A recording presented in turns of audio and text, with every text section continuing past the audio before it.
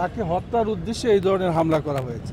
আমরা গতকালকের ঘটনা দেখার সাথে সাথেই আমরা পল্টন ছুটে আসছিলাম, কিন্তু ওই সময় পল্টনের পরিস্থিতিটা একটা থমথমে একটা অবস্থা ওরা করছে যে তাৎক্ষণিকভাবে ওনাকে ওই জায়গায় আমরা দেখতে যেতে পারিনি।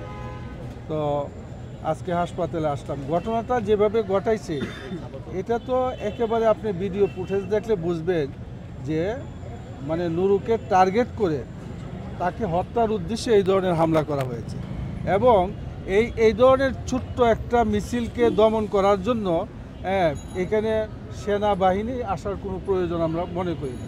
পুলিশই যথেষ্ট ছিল, তাই না? কিন্তু পুলিশ এবং সেনাবাহিনী এটাকে দমন করছে যেভাবে, এটা তো দমন করা বলে না, তাকে ডাইরেক্ট পিটাচ্ছে। সুতরাং আমরা মনে করি যে আরেকটা জিনিস আমরা এখানে লক্ষ্য করছি যে জাতীয় পার্টির অফিস থেকে একদল লোক হেলমেট পরা তারা বের হয়েছে। এই হেলমেট বাহিনীর লোকগুলা কারা? আমরা মনে করছি যে জাতীয় পার্টি হলো আওয়ামী লীগের দূষর। বিগত দিন আওয়ামী লীগের সকল সুবিধা তারা গ্রহণ করেছে। বসুন্ধরা টিস্যু অশুদ্ধতার বিরুদ্ধে এক বিন্দুও ছাড় নয়। আমরা মনে করি বাংলাদেশে মানে বায়া জাতীয় পার্টি হয়ে তারা বাংলাদেশে আবার প্রবেশ করতে চায়।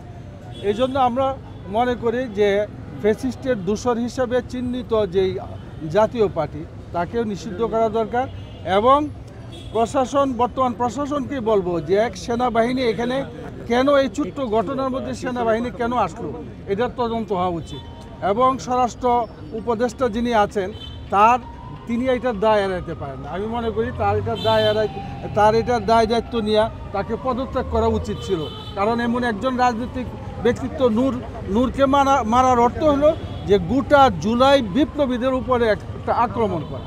সুতরাং আমরা মনে করি এটা সুষ্ঠু তদন্তের মাধ্যমে অতি তাড়াতাড়ি ভিডিও ফুটেজ দেখে তাড়াতাড়ি দোষীদেরকে পুলিশ যারা আছে সবাইকে জিজ্ঞাসাবাদের আওতায় আনা উচিত।